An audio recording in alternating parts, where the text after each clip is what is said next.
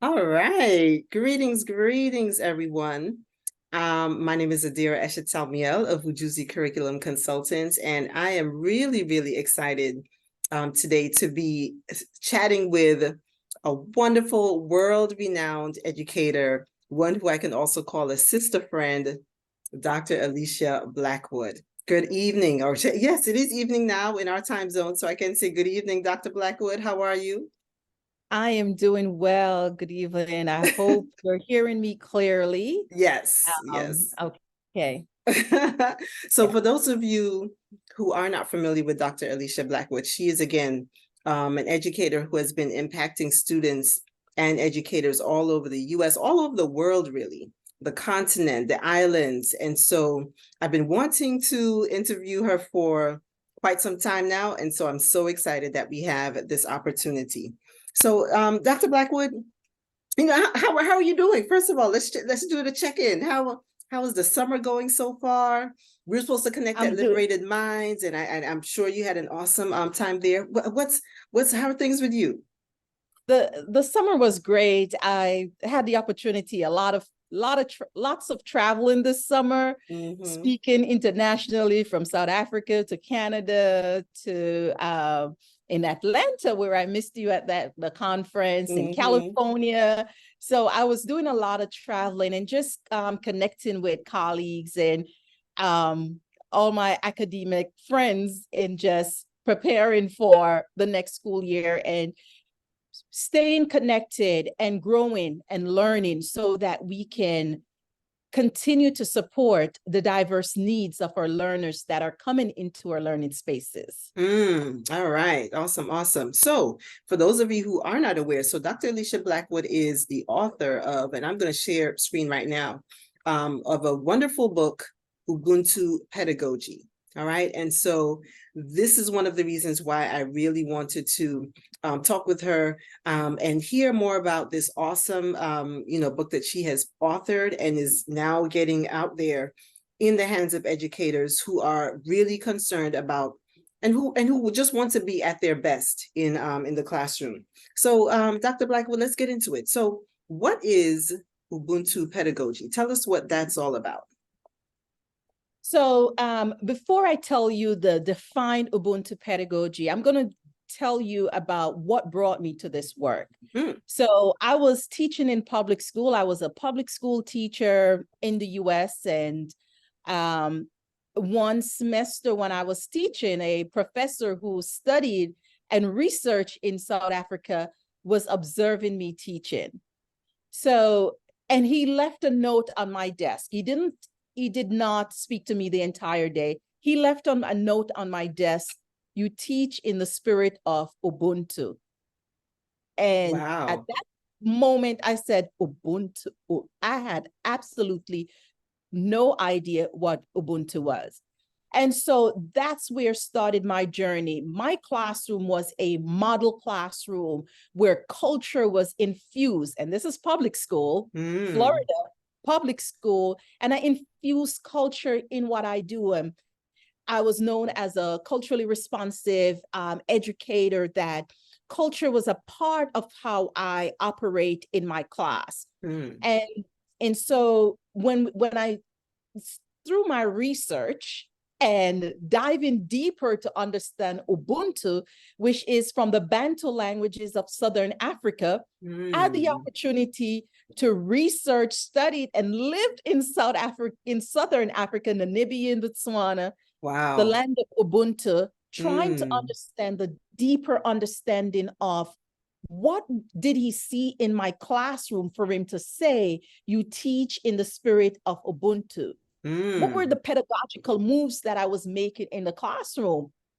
And so I went on a journey to understand this. And so the way that I operationalize Ubuntu pedagogy, Ubuntu is a humanistic approach to teaching and learning. And Mm-hmm. so, how do we put the students at the center of what we do, where we affirm and validate all the learners that come into our learning spaces? And Mm. and I'm so excited to be able to share with you and looking forward to the workshop next week, because this whole idea of culture is at the center. One of my colleagues would say culture is our cure, and we have to Yes. understand how to infuse the culture into what we're doing. Mm-hmm. So that was the Wow. long answer to, But to it. that's all right. Yeah. A much a well noted and well received response, because yes, giving us the background of how you came to this work. Awesome. So Ubuntu pedagogy. Okay, so after your, your research, your lived experiences, what was it that you came to in terms of this is Ubuntu pedagogy? What brought you, or what was the defining factor, the moment, the how did you how do we come up with this whole philosophy and the practice? So the philosophy is not new. Ubuntu is a Zulu word or an Nguni word from Southern African. And a matter of fact, every culture you go across where Africans reside in the diaspora, there's a term for Ubuntu. So Ubuntu, I am because we are. This idea of coming out of our collectivism culture where we're interconnected and interdependent. So a part of that culture, we do not exist by yourself. I exist because of you. And so the way that we operate when we are teaching in the spirit of Ubuntu is that there is this balance and peace and harmony in the way that we operate.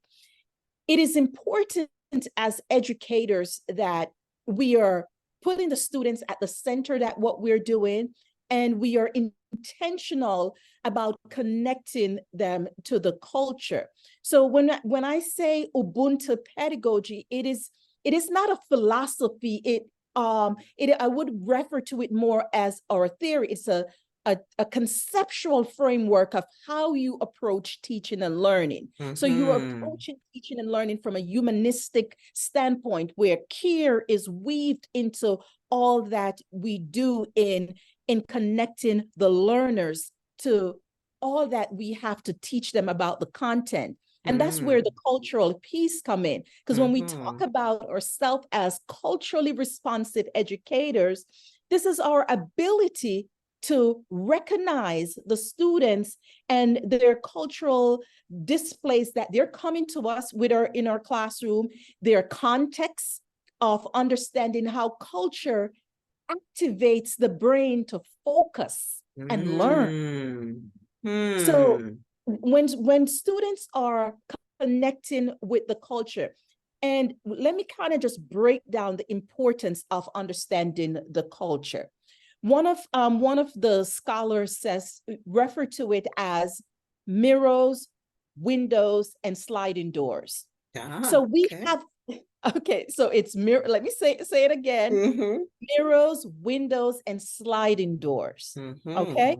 So we have a culture from the lens from which we look through. So when we talk about the mirrors, we help children to see themselves in their own experience, in their own culture.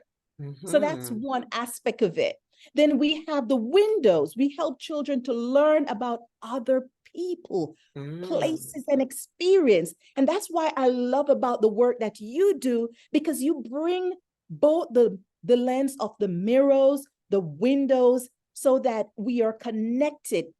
And then the sliding door is to allow children to enter into books and the world through which their imagination can grow. Wow. And this is where I love that the piece of the culturally responsive teaching and the brain, because the why.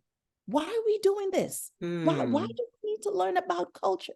Because it helps to activate the brain and it helps to connect our students to the learning. So the culture is important. It is a part of the foundation of how our teaching works. And when we're working with people from collectivist culture, we are connected on that cultural level that we have to be able to see ourselves the mirrors, see mirrors of herself in what we are learning. And it activates the brain deeply. This is where we it helps to support our learners and help them to connect. In my book, I talk about, I use a cultural element from the Akan culture, that when I want to get my students' attention to learn, I would say to them, mate masio, or I'll show them the Adinkra symbol, mate masio, which means I am ready to learn. So in the book, I share these call and response that you can do to just even call the learners into learning. We're getting ready to learn about math concepts or science concept. I need to get your brain to a place where you're ready to learn. Yes. So we use our cultural elements to connect to what we're learning. And this is something that we have seen in cultures, indigenous cultures as well. When we are getting ready to hear a story, whether it's in the Caribbean, I'm from Jamaica. So in the Caribbean, if you're going to get to an Anansi story, which has its roots in Africa, they would do things to call us together, to gather us. That helps us to get our brains ready. So all of these elements of culture that you integrate into the way that you train us how to use these practices, it is all a part of deeper brain science to get us to ready to learn. Wow. And to be able to connect on a deeper level to what we are learning. Awesome. And ultimately, it promotes effective information processing. And that's all a part of the brain. So when I talk about Ubuntu pedagogy, Ubuntu pedagogy is another way that I revolutionize the concept of culturally responsive teaching that was brought to us by some of our seminal writers, Geneva Gay, Billings, Ladinson Billings, all of these seminal writers that have set the foundation of talking about bringing forth this cultural display of learning and meaning making and helping us to have positively and constructively be able to focus on the learners and use their cultural knowledge to be able to scaffold the learning. Okay. Yes. Yeah. Let's hear a little bit more about that in terms of the cultural knowledge and how it can be used for scaffolding in education. So whether you're in homeschool or you're in public school or private school, cultural knowledge is important to scaffold the learning and helping our students to connect to the concepts that we're teaching. The way that basic brain science for us to be able to process and store in the long-term memory, when we're able to connect through culture, students are better able to connect to the concepts that we are teaching. And I even have my science and biology folks, they're like, oh, math and science, it's so new. Why we need culture? Yes, it is. We still need the cultural elements to be able to connect and make connections, even understanding the science of the land that we live on, or understanding how money works in the context of our communities that we reside in. All of that, you have to bring in those cultural elements to be able to connect and tap into even some of the indigenous practices. Yes. And this is backed by research. This is not just, this is Dr. Blackwood's philosophy. There many research to be able to unpack this and to show us how culture helped students to achieve, academically and socially grounded when they're connected in culture. So again, I just want to applaud you for this work and the creative lens that you bring to this work. So encouraging everyone, if you have not signed up for this workshop, please go forth and sign up for this workshop because you are in for a treat of how to bring this innovative way of connecting it to what you're already doing, whether you're in homeschool, private school, or even teaching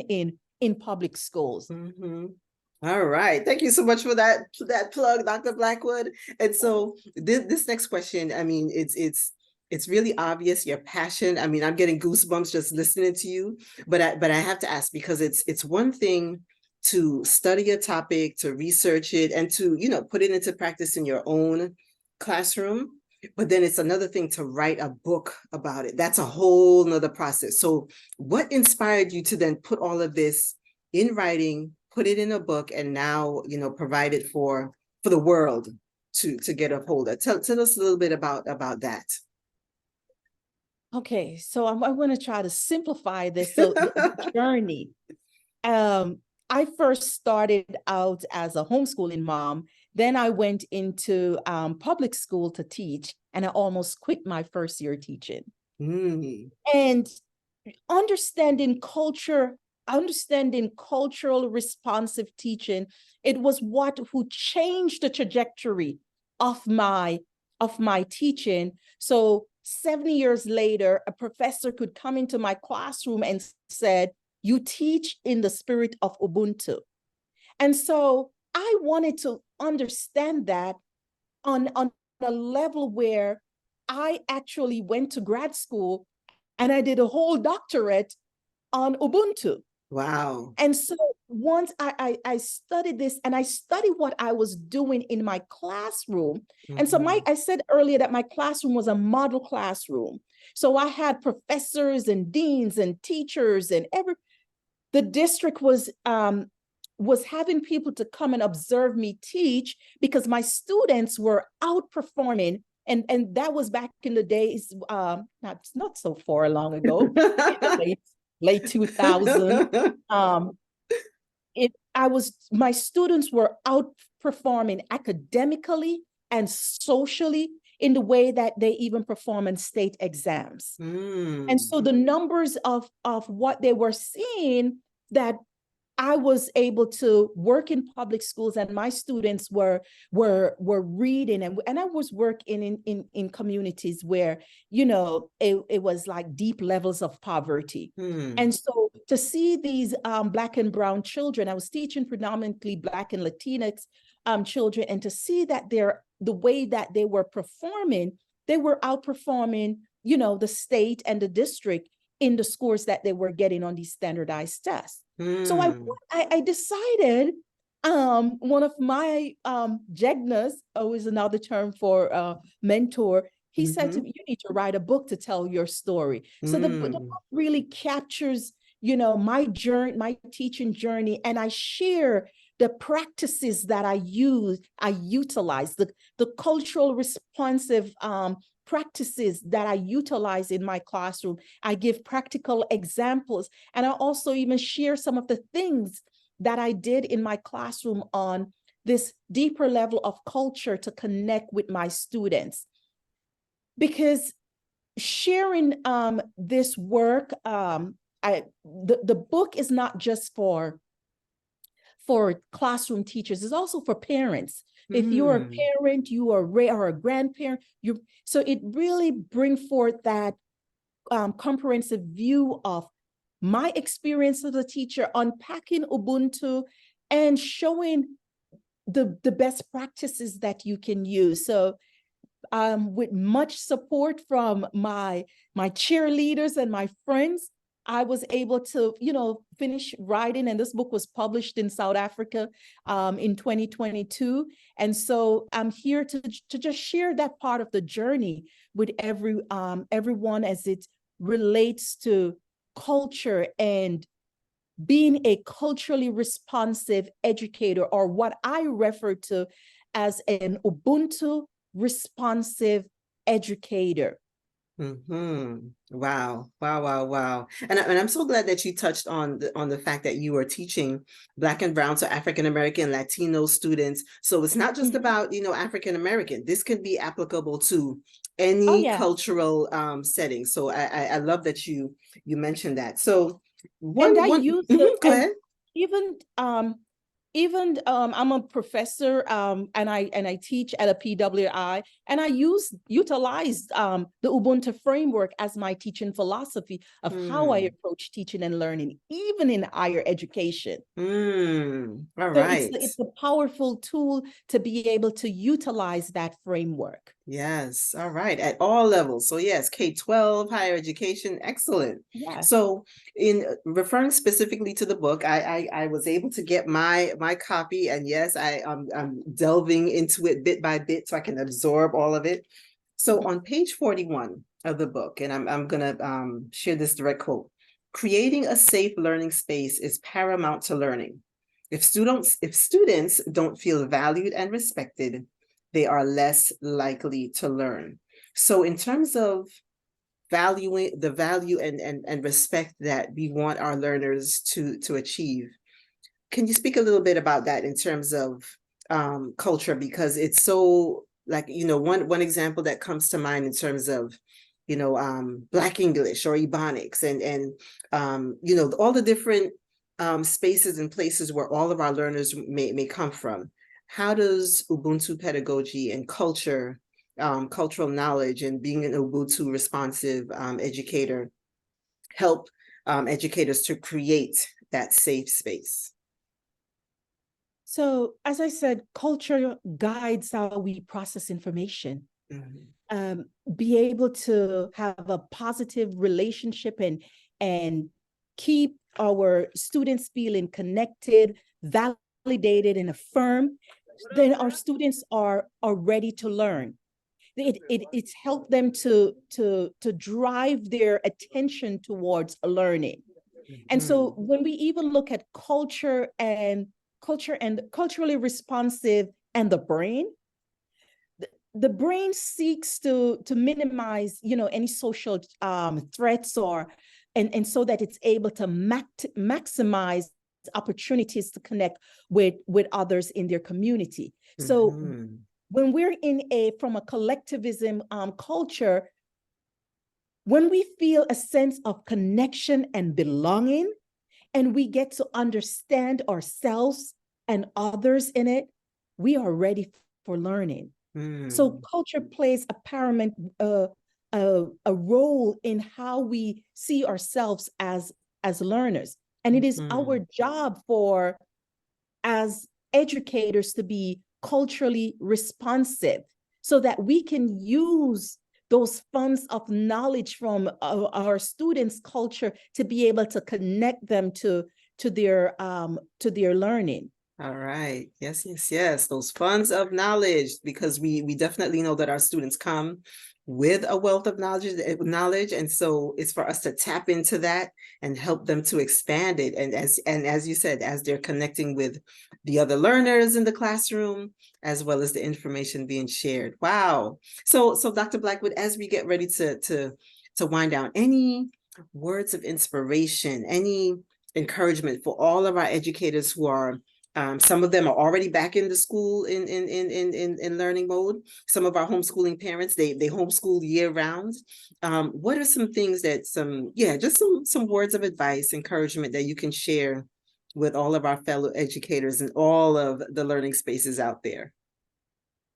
I would say to first off, I want to all educators that are out there. I just want to say first off, thank you for committed to do this work. It Yes. is important that you continue to build relationships, build authentic relationships with our students, making sure that your relationships are a part of your key ingredients in connecting with your students. Our cultural, linguistical, and diverse learners, they see that authentic relationship. And so making sure that before you dive into all of the content that you have to teach, Continue to build the relationships with the students, affirm your students and validate the students. And most of all, bring joy to the learning, whether you're in pre-K all the way to higher education, bring joy to your learning. It helps our students to have that sense of belonging and connection, and just help the brain to be relaxed and ready to learn. So I would encourage everyone to build authentic relationships. Yes. All right. Wonderful. Wonderful. So, Dr. Blackwood, how can folks get a copy of your book? Tell us how. I know folks are, okay, wait, so I missed it. It's been out since 2022. How can they get a copy? So the book is, it is on Amazon, and it is also on my website. You can find on drablackwood.com. It is on my website, drablackwood.com, and it's also on Amazon. You can get a copy of the book. All right, and we are going to have the link for the website and for the book in the description. And as Dr. Blackwood has been encouraging folks to register for our workshop this week, creating classrooms that celebrate culture.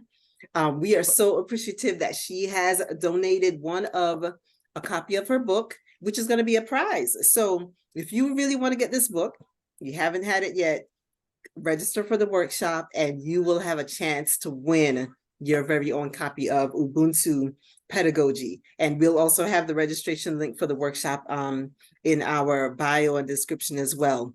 So Dr. Blackwood, thank you so very much for making time to be with us. I know you're in the middle of getting your courses ready for, the upcoming school week and school year. So thank you so much for making time to be with us.